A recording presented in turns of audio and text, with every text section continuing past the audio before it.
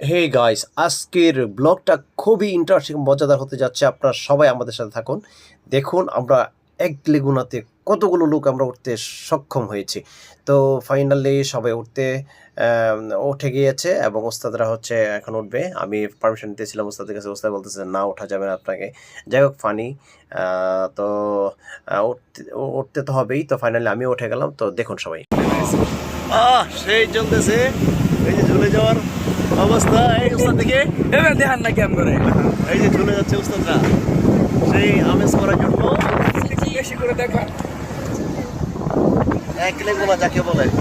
এই বলেন আপনার অনুভূতি কি বলেন, যাওয়ার বলেন কেমন লাগছে? সেই মজা লাগতেছে নাকি গাদি হয়ে গেছে আপনার।